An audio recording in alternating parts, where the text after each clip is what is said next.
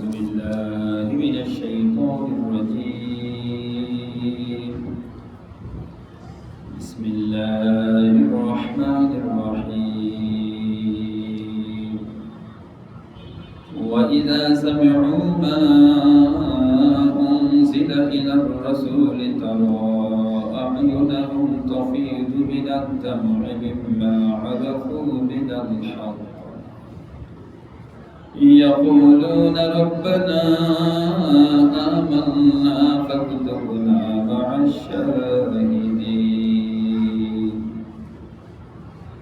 وما لنا لا نؤمن بالله وما جاءنا من الحق ونطمع أن يدخلنا ربنا مع القوم الصالحين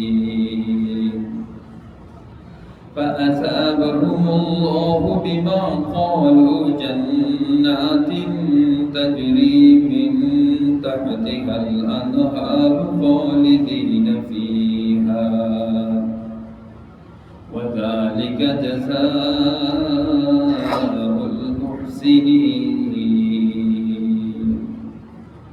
والذين كفروا وكذبوا بآياتنا أولئك أصحاب الجحيم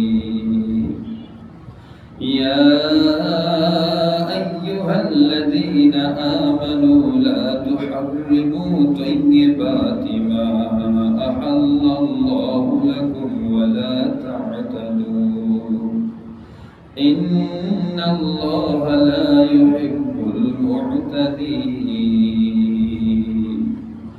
وكلوا مما رزقكم الله حلالا طيبا واتقوا الله الذي أنتم به مؤمنون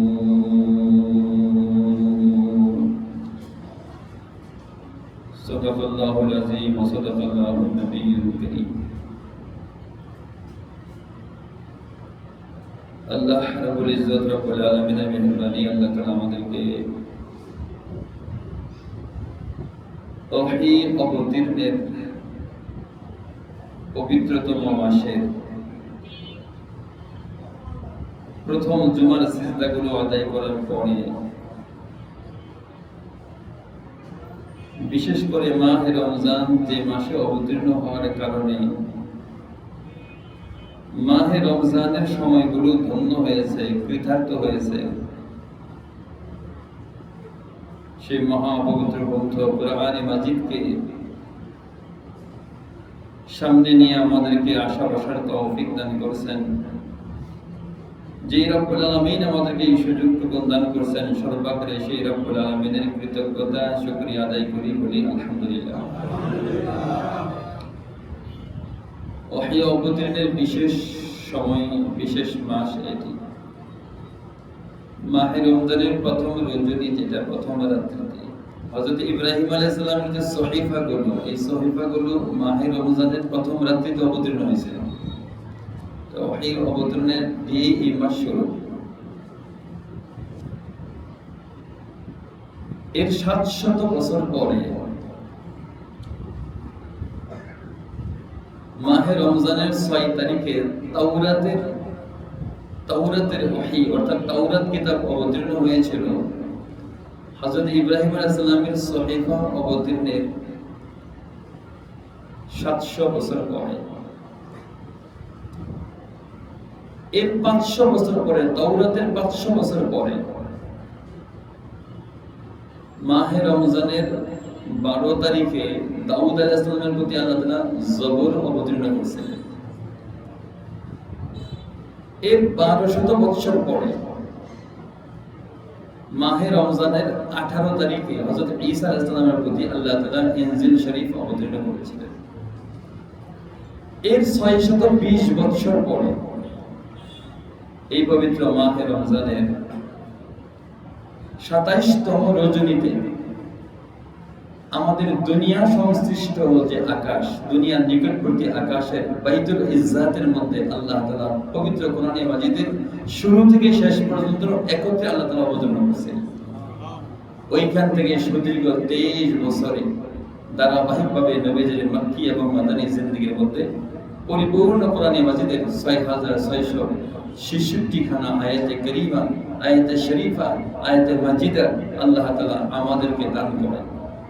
যে রব্বে কারীম আসমান থেকে এই ধারাবাহিক ওহীগুলো আমাদের মতো অযোগ্য অপরাধীকে দান করছেন, আবারও সেই রব্বে কারীমের শুকর আদায় করি, বলি আলহামদুলিল্লাহ।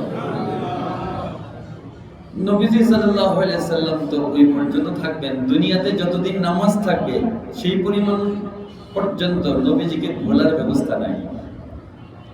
যখনই ঈমানওয়ালা নামাজ আদায় করে তখন তাশাহুদ যখন পড়ে আশহাদু আল্লা ইলাহা ইল্লাল্লাহ ওয়া আশহাদু আন্না মুহাম্মাদান আবদুহু ওয়া রাসূলুহু পড়ে কি পড়ে না সুযোগ নেই। যতদিন পর্যন্ত জমিনের মধ্যে আযান থাকবে ততদিন নবীজিকে ভোলার ব্যবস্থা। কাজেই ওনাকে আমরাও অকৃতজ্ঞ হইতে পারি না, আমরাও বলতে পারি না। নবীজির প্রতি আমরা যেন অকৃতজ্ঞ না হই, আমরা যেন মতি থাকি, অনুগত থাকি, এর অন্যতম একটা মাধ্যম হলো মহব্বতের সাথে নবীজির উপর দরুদ শরীফ পাঠ করা। আল্লাহুম্মা সাল্লি আলা মুহাম্মাদ ওয়া আলা আলি মুহাম্মাদ কামা সাল্লাইতা আলা ইব্রাহিম ওয়া আলা আলি ইব্রাহিম ইন্নাকা হামিদুম মাজিদ। আল্লাহুম্মা বারিক আলা মুহাম্মাদ ওয়া আলা আলি মুহাম্মাদ কামা বারাকতা আলা ইব্রাহিম ওয়া আলা আলি ইব্রাহিম ইন্নাকা হামিদুম মাজিদ। আজকে আমি সূরাতুল মায়েদার 83 নং আয়াত থেকে 88 নং আয়াত পর্যন্ত তেলাওয়াত করেছি। আজকে শুরুতে যে আয়াতে কারিমা তেলাওয়াত করেছি এটি একটি ঐতিহাসিক আয়াত।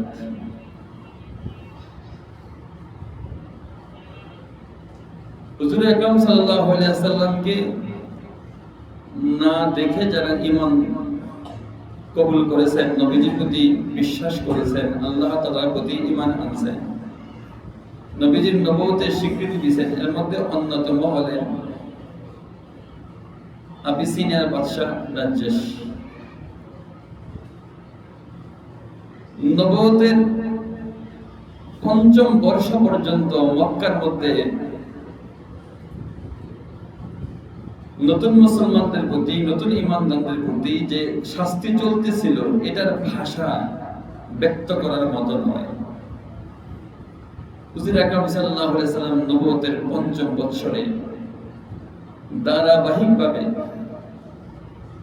৮২ জনের মতো পুরুষ নবীজির অনুমতি নিয়ে মক্কা থেকে লোহিত সাগর পাড়ি দিয়ে আবিসিনিয়ার বাদশা নাজ্জাশের কাছে আশ্রয় নিয়েছিল। এর মধ্যে মুহাজিরিনদের মধ্যে অন্যতম ছিলেন জাফর ইবনে আবু তালিব তাইয়ার রাদিয়াল্লাহু তাআলা আনহু। জাফর ইবনে আবু তালিব তাইয়ার, তাইয়ার মানে পাখি। ওনাকে পাখি এজন্য বলা হয়, হুজুর আকরাম সাল্লাল্লাহু আলাইহি ওয়াসাল্লাম ওনার শাহাদাতের পরে জান্নাতে পাখির আকৃতিতে এক খেজুর গাছ থেকে আরেক খেজুর গাছে নবীজি উড়ন্ত অবস্থার সুসংবাদ দান করেছেন দুনিয়ার সাহাবীদেরকে। জাফর তাইয়ার রাদিয়াল্লাহু তাআলা, এইজন্য ওনাকে তাইয়ার বলা হয়, জান্নাতে উড়ন্ত। জাফর রাদিয়াল্লাহু তাআলা শাহাদাত বরণ করার পরে ওনার জান্নাতে তো গেছেন, পাখির আকৃতিতে জান্নাতের মধ্যে উড়ন্ত হালতের কথা নবীজি দুনিয়াবাসীকে বলছেন। ওই দিন থেকে ওনার উপাধি হয়েছে তাইয়ার, জাফর ইবনে আবু তালিব তাইয়ার। জাফর ইবনে আবু তালিব তাইয়ার রাদিয়াল্লাহু তাআলা বাদশা নাজ্জাশী নবীজির নবুয়তের যখন সংবাদ পেলেন, এটা প্রমাণ হিসাবে জিজ্ঞাসা করলেন যে তোমাদের নবীজির প্রতি আল্লাহ তাআলার পক্ষ থেকে কোনো ওহী বা আসমানি বাণী তোমার জানা আছে কিনা? তখন উনি সূরাতুল মারিয়ামের বেশ কিছু আয়াতে কারিমা তেলাওয়াত করছিলেন জাফর তাইয়ার রাদিয়াল্লাহু তাআলা। এই তেলাওয়াত যখন সর্বপ্রথম বাদশা নাজ্জাশী খ্রিস্টান অবস্থায় যখন শুনছিলেন, শোনার পরে সর্বপ্রথম চোখ থেকে ওনার পানি ঝরছিল। এই পানি ঝরাটা আল্লাহ তাআলার কাছে এত পছন্দ হয়েছে, আল্লাহ তাআলা সপ্তম পারার শুরুর আয়াতে আল্লাহ তাআলা ওনার চোখের পানি ঝরার কথা আল্লাহ বর্ণনা করেছেন। এই জন্য কোরআনে মাজিদ তেলাওয়াত শোনার পরে চোখে পানি আসা, অন্তরটা প্রকম্পিত হয়ে যাওয়া, লোম দাঁড়ায় যাওয়া, এটা উন্নত ইখলাসী ঈমানদারদের আলামত হলো এটা। এজন্য যখন আমরা ওই তারাবির মধ্যে যখন তেলাওয়াত শুনি, আমরা তো অর্থ সবাই পারি না, অন্তত নবীদের নাম যখন আসবে, আমরা তো মূসা, ঈসা, হারুন, ইউসুফ, ইদ্রিস এই নামগুলো যখন আসবে, নবীদের আমার জগতে যেন আমরা ঢুকে যাই। যখন জান্নাতের কথা আসবে, আর কিছু না বলে জান্নাত তো বুঝা যাবে, জান্নাতুন তাজরি মিন তাহতিহাল আনহার। যেন আমার অবস্থাটা এরকম হয়, যেন আমার অন্তরের দৃষ্টিটা যেন জান্নাতের মধ্যে ঢুকে যায়। যখন জাহান্নামের আয়াতগুলো তেলাওয়াত হইতে থাকে, তখন আমার শরীরগুলো যেন প্রকম্পিত হয়ে যায় জাহান্নামের ভয়ে। এতটুকু সাধারণ বুঝ আমরা দাঁড়ানোর জন্য অর্থ বোঝা জরুরি না। কারণ বাদশা নাজ্জাশীর ভাষা আরবি ছিল না, কি ছিল না? আরবি ছিল না। এরপরেও উনি জাফর তাইয়ার রাদিয়াল্লাহু তাআলা তেলাওয়াত শুনে উনি চোখ থেকে ওনার পানি ঝরতেছিল, সাথে সাথে ওইখানে যারা ছিল তাদের পানি ঝরতেছিল। আল্লাহর কাছে এটা এত বেশি পছন্দ হয়েছে, একজন খ্রিস্টানের চোখের পানির বিবরণ আল্লাহ তাআলা সূরাতুল মায়েদার 83 নং আয়াতের মাধ্যমে ধারাবাহিক আল্লাহ তাআলা বিবরণ দিয়েছিলেন। আল্লাহু আকবার। অথচ খ্রিস্টানের চোখের পানি, ইনি এখনো মুসলমান হন নাই, কোরআন শরীফের তেলাওয়াত শুনে ওনার চোখ থেকে পানি ঝরতেছিল। আল্লাহ তাআলার কাছে বড় পছন্দনীয়। وَإِذَا سَمِعُوا مَا أُنزِلَ إِلَى الرَّسُولِ تَرَى أَعْيُنَهُمْ تَفِيضُ مِنَ الدَّمْعِ مِمَّا عَرَفُوا مِنَ الْحَقِّ وَإِذَا سَمِعُوا مَا أُنزِلَ إِلَى الرَّسُولِ। রাসূলের প্রতি যে বাণী অবতীর্ণ হয়েছিল, এই অবতীর্ণ বাণী যখন এরা শ্রবণ করলো, তারা আ'য়ুনাহুম তাফীদু মিনাদ দাম'i, তুমি দেখতে পাইতে, আ'য়ুনাহুম তাফীদু মিনাদ দাম'i, চোখের পানিতে তাদের অশ্রু সজল, চোখ ভিজে গিয়েছিল। মিম্মা আরাফু মিনাল হক, এই সত্য বাণী শোনার পরে। এজন্য অনেকেই বলে, খানায়ে কাবাতে যারা নামাজ আদায় করে, খাস করে খানায়ে কাবাতে যারা মুসল্লি হয়, অবস্থা এরকম হয়, কখনো কখনো ইমাম সাহেবের অবস্থা এরকম হয়, তেলাওয়াত করতে করতে মনে হয় নিজেকে আর সম্বরণ করতে পারবেন না। মুসল্লিদের অবস্থাও এরকম হয়, তেলাওয়াত শুনতে শুনতে কাঁদতে কাঁদতে ওনারা একেবারে মনে হয় জান বের হয়ে যাবে অবস্থা। কখনো কখনো এরকম হয়ে যায় 2-3 মিনিট আওয়াজ পর্যন্ত থাকে না, ইমাম সাহেব তেলাওয়াত করতে পারেন না, কারণ তাদের চোখের মধ্যে মনে হয় সত্য ভাসতেছে। এই জন্য কোরআন মাজিদ তেলাওয়াত শ্রবণ করা, নামাজের মধ্যে দাঁড়ানো, এমন অবস্থার মধ্যে দিল কেঁপে ওঠা, লোম দাঁড়িয়ে যাওয়া, চোখে পানি চলে আসা, এটা উন্নত জান্নাতি ঈমানদারদের আলামত হলো এটা। ইয়াকুলুনা রাব্বানা আমান্না ফাকতুবনা মা'আশ শাহিদিন। কোরআনে মাজিদের আয়াত যখন তেলাওয়াত শুনতেছিলেন, শোনার পরে বলে উঠছেন মজমার মধ্যে, ইয়াকুলুনা, তারা বলতেছিলেন, রব্বানা আমান্না ফাকতুবনা মা'আশ শাহিদিন, আয় আল্লাহ, আমরা তোমার প্রতি ঈমান আনলাম, ফাকতুবনা মা'আশ শাহিদিন, দয়া করে আমাদেরকে মুসলমানদের অন্তর্ভুক্ত করে নাও। নবীজি কি দেখছে?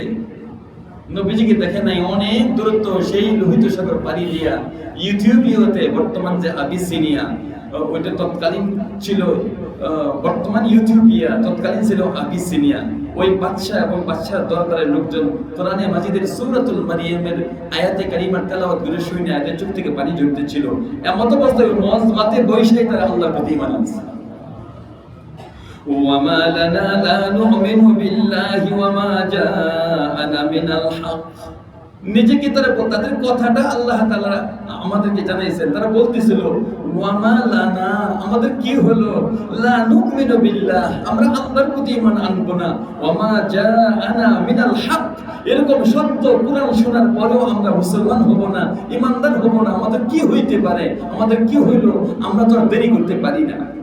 ونطمع أن يدخلنا ربنا مع القوم الصالحين ونطمع আমরা চাই আমরা কামনা করি أن يدخلنا ربنا আমাদের রব যেন আমাদেরকে অন্তর্ভুক্ত করেন مع القوم الصالحين নেক বান্দা যারা ঈমানওয়ালা বান্দা যারা আমলে সালেহ করেন যারা অর্থাৎ মুসলমান মুমিন যারা তাদের অন্তর্ভুক্ত যেন আমাদের রব আমাদেরকে দোয়া করতেছেন আমাদেরকে যেন আল্লাহ তাআলা কবুল করেন فأثابهم الله بما قالوا جنات تجري من تحتها الأنهار বাদশাহ নাজ্জাশী জান্নাতি বলেন সুবহানাল্লাহ আল্লাহ তাআলা বলতেছেন যে এই চোখের পানি যাদের ঝরতেছে এরা জান্নাতি ফাআসাবাহুমুল্লাহ আল্লাহ এদেরকে পুরস্কার দিবেন বিমা ক্বালু তাদের যে মাত্র কথাটা বললো আল্লাহর প্রতি ঈমান আনার কথা স্বীকৃতি দিল কোরআনের প্রতি ঈমান আনলো জান্নাতিন তাজরি মিন তাহতিহাল আনহার তারা এমন জান্নাতের মধ্যে তারা ঢুকবে যার তলদেশ দিয়ে নহর সমূহ প্রবাহিত এক একজন জান্নাতি কমপক্ষে 12টা নদীর মালিক হবে কয়টা নদীর মালিক হবে 12টা নদীর মালিক হবে কেউ দুনিয়ার মধ্যে শুনছে যে নদীর মালিক হইছে সারাটা জীবন তো ইতর আগের পারে কেনা বেচা করছেন ব্যবসা বাণিজ্য করছেন চাকরি নিকরি করছেন কিন্তু কেউ কোনোদিন যে সীমা যেটা দেওয়া আছে কেউ বলছে যে তোর আগের মালিক আমি বুড়িগঙ্গার মালিক আমি পদ্মা মেঘনা যমুনা নীল কোনটার মালিক আমরা না আল্লাহ তাআলা নদীর মালিক বানাই দিবেন নদীর মালিক 4 ধরনের নদী থাকবে দুধের নদী থাকবে গাবি ছাড়া দুধের নদী গাবি থেকে দুধ নাই গাবি ছাড়া দুধের নদী মধুর নদী থাকবে শরাব আর নহরের নদী থাকবে মিষ্টি পানির নদী থাকবে এরকম 12টা নদীর মালিক বানাই দিবেন দুনিয়ার সিস্টেম হলো নদীর বাঁকে বাঁকে ঘুরতে হয় আর জান্নাতের নদীগুলো তার বাঁকে বাঁকে ঘুরবে সে যেদিক দিয়ে হাঁটবে তার নাগালের ভিতরে তার নদীগুলো ঘুরতে থাকবে কাছে কাছে অনুগত তাজরি মিন তাহতিহাল আনহার তার অনুগত হয়ে তার নিয়ন্ত্রণে নহর সমূহ প্রবাহিত হবে খালিদিনা ফিহা আজ দিছে কাল নিয়ে যাবে এরকম না চিরজীবনের জন্য ওয়া যালিকা জাযাউল মুহসিনিন এগুলো হলো নেক পরায়ণ বান্দা যারা তাদের জন্য আল্লাহ তাআলার পরকালীন পুরস্কার কাজেই কোরআনে কারীমের তেলাওয়াত যখন আমরা শুনবো দিল থেকে চেষ্টা করব আমার চোখের মধ্যে যেন পানি আসে আমার দিলের মধ্যে যেন কান্না আসে এই সিফত হলো জান্নাতীদের সিফত কাদের সিফত জান্নাতীদের সিফত ওয়াল্লাযীনা কাফারু ওয়া কাযযাবু বিআয়াতিনা বিপরীত যদি হয় ওয়াল্লাযীনা কাফারু এই আয়াতগুলোর প্রতি যদি কেউ কুফরি করে ওয়া কাযযাবু বিআয়াতিনা কোরআনের কোন আয়াতকে কেউ যদি মিথ্যা বলে অস্বীকার করে ভাই আমি কোরআন তেলাওয়াত করতে পারি না যোগ্যতা আমার নাই কিন্তু কোরআনের কোন হরফ কোন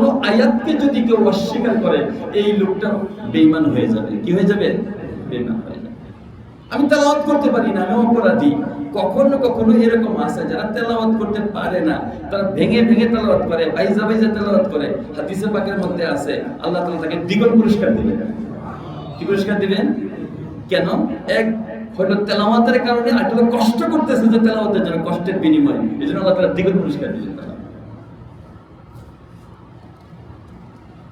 يا أيها الذين آمنوا لا تحرموا طيبات ما أحل الله لكم ولا تعتدوا إن الله لا يحب المعتدين হুজুর আকরাম সাল্লাল্লাহু আলাইহি সাল্লাম সাহাবী আজমাইনদের সম্মুখে যখন জান্নাতের কথা বলতেন জাহান্নামের কথা যখন বলতেন দুনিয়ার অসারতার কথা বলতেন পরকালের উৎকৃষ্টতার কথা পরকালের আযাবের কথা এগুলো যখন নবীজি বর্ণনা করতেন সাহাবী আজমাইন মাঝে মধ্যে চাইতেন যে এই দুনিয়ার দরকারই নেই এই দুনিয়া আমরা ভোগ করব না দুনিয়া ছেড়ে দেব হযরত আবু বকর সিদ্দিক রাদিয়াল্লাহু তাআলা আনহু আলী মুর্তজা রাদিয়াল্লাহু তাআলা আনহু আব্দুল্লাহ বিন মাসউদ রাদিয়াল্লাহু তাআলা আনহু ওনারা মোট 10 জন সাহাবী কয়জন সাহাবী 10 জন সাহাবী উসমান ইবনে মাসউদ এক সাহাবীর নাম উসমান ইবনে মাসউদ রাদিয়াল্লাহু আনহু ঘরে একত্রিত হয়েছে দেখেন পরামর্শের বিষয়বস্তু কি একত্রিত হয়ে পরামর্শ করতেছে যে নবীজি আমাদেরকে পরকালের ব্যাপারে যে কথা বলছেন দুনিয়া আমাদের দরকার নেই দুনিয়া আমাদের দরকার নেই দুনিয়া আমরা ছেড়ে দেব দুনিয়া আমাদের প্রয়োজন নেই দুনিয়া চলো আমরা ছেড়ে দিই কেউ কেউ নিয়ত করে বলাইল যে আমরা জীবনে কোনোদিন উৎকৃষ্ট কোনো সারা জীবন আমরা রোজা থাকবো, কেউ কেউ নিয়ত করে ফেললো সারা জীবন আমরা রোজা থাকবো, কেউ কেউ নিয়ত করে ফেললো সারা জীবন আমরা সারা রাত্র দাঁড়ায় থাকবো, কেউ কেউ নিয়ত করে ফেললো আমরা কোনোদিন বিবাহ করবো না, দুনিয়ার কোনো সম্ভব যেন আমাদের না হয়, আমরা কোনোদিন বিবাহই করবো না। কথাটা যাইতে যেতে তারা পরামর্শের মধ্যে বসে কথাগুলো বলছেন। উসমান ইবনে মাসউদ রাদিয়াল্লাহু তাআলার বাড়িতে কথাগুলো বলছেন, নবীজির কান পর্যন্ত গেছে। তারা আবদ্ধ একটা মিটিং করছে। বলেন তাদের নিয়ত ভালো না খারাপ? নিয়ত ভালো, যে দুনিয়া ভোগ করবো না। কারণ দুনিয়া তো এমন এক পচা গান্ডা ভাই, দুনিয়ার যে টাকা পয়সা আছে, এই টাকা পয়সা দেখবেন গণনা করে দেখবেন হাতের মধ্যে একটা দুর্গন্ধ আসে, আসে কি আসে না? হাতের মধ্যে একটা দুর্গন্ধ লাগে টাকা পয়সা গণনা করে। আর এই টাকা যদি কারো দিলের ভিতরে ঢুকে, হাতে দুর্গন্ধ হয়ে যায়। কারণ টাকার মহব্বত, দুনিয়ার মহব্বত দিলের ভিতরে ঢুকলে দিলের মধ্যে দুর্গন্ধ আসে যায়। তো সাহাবী আজমাদের খেয়াল ভালো। আবু বকর সিদ্দিক রাদিয়াল্লাহু আনহু, আলী মুর্তজা রাদিয়াল্লাহু তাআলা আনহু, আব্দুল ইবনে মাসউদ রাদিয়াল্লাহু তাআলা আনহু, উসমান ইবনে মাসউদ রাদিয়াল্লাহু আনহু ঘরে একত্রিত হলেন। মোট 10 জন সাহাবী। হুজুর আকরাম সাল্লাল্লাহু আলাইহি ওয়াসাল্লাম কথা জানার পরে উসমান ইবনে মাসউদ রাদিয়াল্লাহু আনহু ঘরে গেছে। যায় দেখেন উসমান ইবনে মাসউদ ঘরে নাই, ওনার স্ত্রীকে পাইছেন। বলছে যে শুনলাম যে তোমাদের ঘরের ভিতরে নাকি একটা মিটিং হইছে, পরামর্শ হইছে তোমাদের ঘরের ভিতরে, এবং তোমার স্বামী নাকি এরকম নিয়ত করছে, এই মিটিং এর মধ্যে সিদ্ধান্ত হইছে। হযরত উসমান ইবনে মাসউদ রাদিয়াল্লাহু আনহু স্বামীর বিরুদ্ধে যেন অভিযোগ না হয়, আবার কথাটা যেন মিথ্যাও না হয়, কথাটা এইভাবে বলছেন নবীজিকে যে ইয়া রাসূলুল্লাহ, এই কথাটা যদি উসমান ইবনে মাসউদকে জিজ্ঞাসা করেন, আশা করি সে আপনাকে সঠিক কথা বলবে। তাহলে মিথ্যাও হইল না, আর ঘরে কি আলোচনা হইলো এটাও হইল না। উসমান ইবনে মাসউদ রাদিয়াল্লাহু তাআলা ঘরে আসার পরে বলেন যে নবীজি তো নিজে চলে আসছেন আপনাদের মিটিংয়ের ব্যাপারে, তো আপনারা তো সিদ্ধান্ত গ্রহণ করছেন দুনিয়ার কোনো জিনিস আপনারা গ্রহণ করবেন না। কেউ কেউ সারা রাত্র দাঁড়ায় থাকবেন, কেউ কেউ দিনের বেলায় রোজা রাখবেন, কেউ কেউ বিবাহ শাদী করবেন না, এই সমস্ত নিয়ত করছেন। নবীজি তো আমাদের কাছে এই তথ্য অনুসন্ধানের জন্য আসছিল, তো আমি এরকম উত্তর দিয়ে দিছি। এই সংবাদ পাওয়ার পরে উসমান ইবনে মাসউদ রাদিয়াল্লাহু আনহু সহ এই কাফেলাটা নবীজির দরবারে বন্দী গেছে। নবীজির দরবারে বন্দী যাওয়ার পরে নবীজি সাল্লাল্লাহু আলাইহি ওয়াসাল্লাম আমাদের সাক্ষাৎকার শুনছে। শোনার পরে নবীজি বলছে যে দেখো, তোমরা কি আল্লাহ তাআলাকে বেশি ভয় পাও না আমি আল্লাহ তাআলাকে বেশি ভয় পাই? কে বেশি ভয় পায়? নবীজি একজন নবী, তার প্রভুকে যেভাবে চিনে আমরা কি ওভাবে চিনি? কাজে তোমাদের যেতে ভয় আল্লাহর ব্যাপার, ভয় আমার বেশি। কাজে কাজে তোমরা এই কাজটা কখনো করিও না। দেখো আমি রোজাও রাখি আবার রোজা ছেড়েও দেই, আমি রোজা রাখি আবার রোজা ছেড়েও দেই, আমি রাতের বেলায় দাঁড়ায়ও থাকি আবার আমি ঘুমাইও, আমি আবার বিবাহ শাদীও করি, আমি উৎকৃষ্ট খাবারও গ্রহণ করি, আমি উন্নত পোশাক পরিধান করি, কখনো নিকৃষ্ট পোশাক পরিধান করি, এই কাজগুলি করি। কাজে তোমরা আমাকে অনুসরণ করো। তোমরা কাকে অনুসরণ করো? আমাকে অনুসরণ করো। দুনিয়াতে আল্লাহ তাআলা যতগুলো নিয়ামত দান করেছেন, সমস্ত নিয়ামতের ব্যাপারে মানুষ এই নিয়ামতগুলোকে ফলো করার ব্যাপারে তিনটা নিয়ামত আল্লাহ তাআলা মানুষকে দিয়েছেন। একটা হলো তবিয়ত, কি দিয়েছেন? একটা তবিয়ত। কিছু কিছু জিনিস আছে না যে এটা আমাদের মন থেকে ভালো লাগে, হালাল হারাম না, মন থেকে আমার ভালো লাগে, এটাকে তবিয়ত বলে, মনের ঝোঁক যেই জিনিসের প্রতি। আরেকটা আছে আকল। তবিয়তের পর হলো আকল। বিজ্ঞানীরা, জ্ঞানীরা, ডাক্তাররা অনেক সময় তিক্ত ঔষধ যেগুলো আছে এগুলোকে ভালো বলে না, জ্বরের ওষুধ বেশিরভাগ তিক্ত হয়। যেহেতু ডাক্তার বলছে যে এই ওষুধটা মধ্যে তোমার উপকার নিহিত আছে, তিক্ত ঔষধও মানুষ পান করে, এটাকেও সে ভালোবাসে, এটা তার আকল, আকলে বলে দেয়। বলেন তো আকলের একটা সীমাবদ্ধতা আছে কি আছে না? আমার যে ভাবনার একটা সীমা আছে না, এরপরে আমি পারি না। কারণ আকাশের কোনো খবর আমার জেহেনের মধ্যে আছে, জেহেনের মধ্যে নাই। বলেন কবরের কোনো খবর আমার ব্রেন দিয়ে কোনোদিন উদ্ঘাটন করা সম্ভব? ওইটার জন্য কি লাগবে? ওহী। কবরের সংবাদ, এই জন্য ওহী লাগবে। হাসরের ময়দান আছে, এই ময়দানে পর একটা ময়দান আছে, এটা দুনিয়ার কোনো বিজ্ঞানী এই তথ্য দিতে পারবে না, দুনিয়ার কোনো তবিয়ত এই তথ্য দিতে পারবে না। এই তথ্য দিবে কে? ওহী বা শরীয়ত এই তথ্য দিবে। কোরআন, সুন্নাহ, ইজমা, কিয়াস, এই যে শরীয়ত, তবিয়ত হইতে হবে আকলের অধীন, আকল হইতে হবে শরীয়তের অধীন, নতুবা এগুলা গুমরাহ হয়ে যাবে। কি হয়ে যাবে? গুমরাহ হয়ে যাবে। কারণ আকল দিয়ে সব দেখা যায় না, আকল দিয়ে সব দেখা যায় না। তো দুনিয়ার মধ্যে আল্লাহ তাআলা যে সমস্ত নিয়ামত দান করছে, এই নিয়ামতের ব্যাপারে আমাদের সিদ্ধান্ত হবে মাঝামাঝি। আমাদের সিদ্ধান্ত হবে মাঝামাঝি, না ছাড়াছাড়ি না মাঝামাঝি। খ্রিস্টানদের অবস্থা হলো এরকম, খুব কড়াকড়ি। খ্রিস্টানদের মধ্যে একটা শ্রেণী আছে, এরা সংসার থেকে বৈরাগ্য, এটাকে বলা হয় রুহবান। কি বলা হয় আরবিতে? রুহবান, বৈরাগ্য। এরা স্ত্রীর ধার ধারে না, ভালো খাবার খাবে না। কেউ কেউ এরকমও পাবেন যে হিন্দুদের মধ্যেও আছে, কিছু রোজা রাখে, ওরা রোজা রাখে, খানা খায় না আর কি, ওরা খানা খায় না। তো এরা আবার বলে যে ওই নিরামিষ ভোজী। এরা মনে করে যে সব খাবার খাওয়া নিরামিষ ভোজী, আমিষ খেলে রোজা ভাঙবে না, আমিষ খেলে রোজা ভাঙবে না। এরা নিরামিষ ভোজী, নিরামিষ খানা খায়, মনে করে নিরামিষ খেলে এটা কি হবে না, রোজা ভাঙবে না। বদগুমানি, ভুল ধারণা। আল্লাহ তাআলা এই ব্যাপারে আমাদেরকে স্পষ্ট বলতেছেন যে দেখো, ইয়া আইয়ুহাল্লাযীনা আমানু, হে ঈমানওয়ালারা, লা তুহাররিমু তাইয়্যিবাতি মা আহাল্লাল্লাহু লাকুম, আল্লাহ তাআলা যা হালাল করছে এটা তোমার উপর হারাম বানায়ো না। আল্লাহ যা হালাল করছেন এটা তোমার উপর কি বানায়ো না, হারাম বানায়ো না। হযরত আবু বকর সিদ্দিক রাদিয়াল্লাহু তাআলা আনহু, আলী মুর্তাজা রাদিয়াল্লাহু তাআলা আনহু, আব্দুল্লাহ মাসউদ রাদিয়াল্লাহু তাআলা আনহু, ওনারা নিয়ত করছেন কেউ কেউ যে ওনারা বিবাহ শাদী করবেন না, কেউ কেউ নিয়ত করছেন উৎকৃষ্ট খানা খাবেন না, কেউ কেউ নিয়ত করছেন যে ভালো কাপড় পরিধান করবেন না। বলেন তো, নিয়ত তো ভালো, কিন্তু এটা নবীজির সুন্নতের অনুসরণ হয় না। নিয়ত ভালো, নবীজির সুন্নতের অনুসরণ হয় না। তাহলে আমরা কি করব?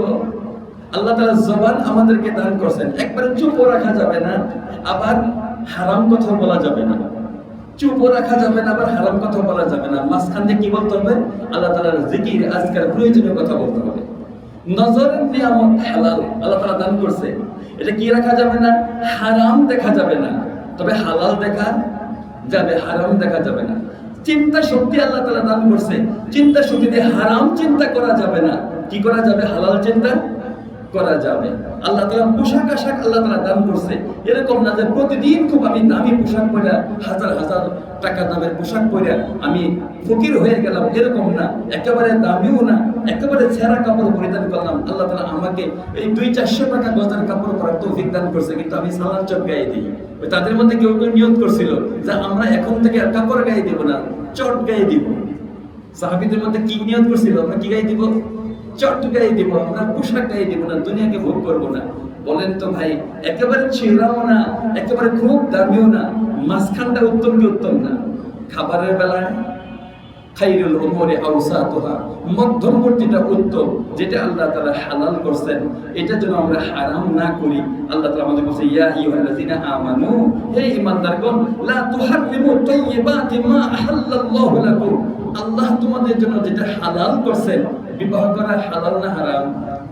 কিন্তু বিবাহ ছাড়া স্ত্রীদের, মহিলাদের কাছে যাওয়া হালাল না হারাম? হ্যাঁ, তোমরা স্ত্রীদের কাছে যাইবা, হালাল ভাবে যাইবা, হালাল ভাবে যাইবা। পোশাক পরিধান করবা হালাল টাকায়, মধ্যবর্তী পোশাক পরিধান করবা। ঘর বানাইবা হালাল টাকার মধ্যবর্তী পোশাক ঘর তোমরা বানাইবা। মা আহাল্লাল্লাহু লাকুম, আল্লাহ যা হালাল করছে এটা হারাম বানায়ো না। ওয়ালা তা'তাদু, সীমা লঙ্ঘন করো না। বলেন তো, কাপড় পরা হালাল না হারাম? কাপড় পরা স্বাভাবিক হারাম। টাকনুর নিচে একই কাপড় তো, টাকনুর নিচে মা আসফালা মিনাল কা'বাইনি মিনাল ইজারি ফাফিন নার, টাকনুর নিচে যদি কেউ কাপড় পরে ওই কাপড় জাহান্নামী। ওই টাকনুর নিচে কোথায় যাবে? জাহান্নামে যাবে। আমার টাকনুর নিচে যদি জাহান্নামের আগুনের মধ্যে দেওয়া হয়, বাকি টুপি যদি বাহিরে রাখা হয়, আমার তো এটাই যথেষ্ট। যথেষ্ট কি যথেষ্ট না? এটা সমস্ত ক্ষেত্রে ওয়ালা তা'তাদু, সীমা লঙ্ঘন করো না। খাওয়া হালাল, কিন্তু মদ হালাল না হারাম? খাওয়া হালাল, শুকরের গোশত খাওয়া হালাল, কিন্তু কুকুরের গোশত। এটা বলছে লা তা'তাদু, খাইবা ঠিক আছে কিন্তু সীমা লঙ্ঘন করো না। পরবা ঠিক আছে, সীমা লঙ্ঘন করো না। মহিলাদের কাছে যাইবা ঠিক আছে, সীমা লঙ্ঘন করো না। নিজের স্ত্রী ছাড়া যদি অন্য কারো কাছে যায়, সীমা লঙ্ঘন। ইন্নাল্লাহা লা ইউহিব্বুল মু'তাদিন। মধ্যবর্তী থাকো, সীমা লঙ্ঘন করলে এদেরকে আল্লাহ তাআলা পছন্দ করেন না।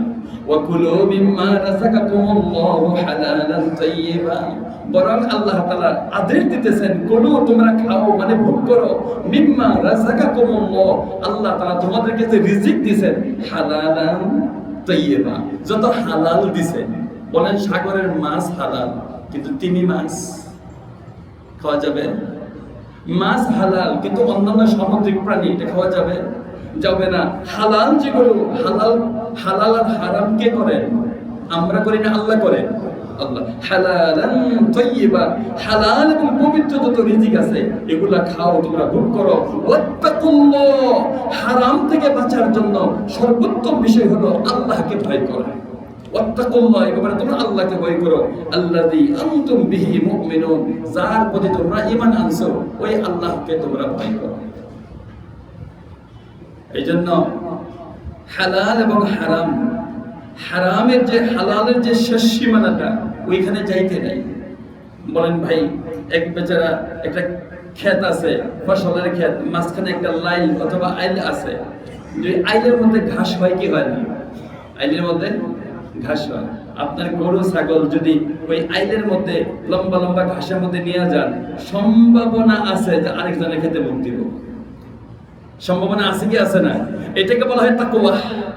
সম্ভাবনা আছে আরেকজনের ক্ষেতের মধ্যে সে মুখ দিব, এপারেও থাকবে না, যেহেতু শেষ সীমানায় সে চলে গেছে।